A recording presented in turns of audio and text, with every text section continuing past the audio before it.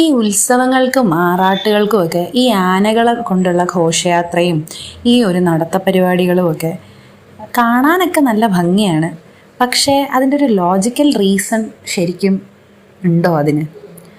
ഈ കാണുന്ന ഉത്സവത്തിൻ്റെ ഫ്ലോട്ടുകളും ഈ കാണുന്ന മറ്റേ രൂപങ്ങളും എന്താ പറയുക ഡെക്കറേഷൻസും അതും ഇതുമൊക്കെ നല്ല ഭംഗിയാണ് കേട്ടോ. ഈ ആനകളും കൊണ്ട് നിർത്തുന്നതും കാണുന്നതും ചമയവും ഒക്കെ കാണാൻ നല്ലൊരു ഐശ്വര്യവും ഭംഗിയും എല്ലാം ആണ്. ഈ കുഞ്ഞുങ്ങൾ ആസ്വദിക്കുന്ന പോലത്തെ രൂപങ്ങളും അതിനോടൊപ്പം തന്നെ നമുക്ക് എന്താ പറയുക കുറച്ച് ഉത്സവത്തിൻ്റെ വൈബ് ഫീൽ ചെയ്യാനുള്ള നമ്മുടെ ചെണ്ടമേളവും എല്ലാം ഈ ഒരു ആനക്കുട്ടന്മാരുടെ വരവിൽ തന്നെയാണെന്ന് എന്താ പറയുക അകമ്പടി കൊണ്ട് വരുമ്പോൾ തന്നെയാണ് ഒരു ഭംഗി കൂടുതൽ അതിന്.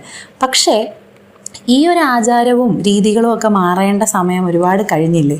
ഈ ഒരു നമ്മളിപ്പോൾ 2025 ജീവിക്കുന്നത്. അപ്പോൾ നമുക്ക് അറിയാമല്ലോ ആ ഒരു ജീവിക്ക് എന്ത് ബുദ്ധിമുട്ടായിരിക്കും ഈ രാവിലെ തൊട്ട് രാത്രി വരെയുള്ള ഈ ഒരു എന്താ പറയുക നടത്തവും അതിൻ്റെ കൂടെ ഈ ആൾക്കാരുണ്ടാക്കുന്ന ബഹളവും ഈ തിരക്കിൻ്റെയൊക്കെ ഒരു ഇറിറ്റേഷനും. ശരിക്കും അതുങ്ങളൊരു സാധു ജീവികളായതുകൊണ്ടല്ലേ അതുങ്ങൾ ഇങ്ങനെ നിൽക്കുന്നത്. എന്നിട്ടും അതുങ്ങളുടെ ഗതി കെട്ടിട്ടാണ് ഇടയ്ക്കൊക്കെ അതുങ്ങളൊന്ന് ഇടയുന്നത് വെച്ചാൽ അത്രയും എന്താ പറയുക ടോർച്ചറല്ലേ നമ്മൾ അവർക്ക് കൊടുക്കണം ഈ ആചാരങ്ങളുടെ അനുഷ്ഠാനങ്ങളുടെയൊക്കെ പേരിൽ. നമ്മൾക്ക് എങ്ങനെയാണോ ഇറിറ്റേഷൻ വരണേ, നമ്മളെങ്ങനെയാണോ എന്താ പറയുക ക്ഷീണിക്കുന്നത്, അതുപോലെയൊക്കെ തന്നെ അതും ഒരു ജീവിയല്ലേ, അതിനും ഈ പ്രശ്നങ്ങളെല്ലാം ഉണ്ടാവില്ലേ? എന്താണ് നിങ്ങളുടെ അഭിപ്രായം? നിങ്ങളിതിനോട് യോജിക്കുന്നുണ്ടോ?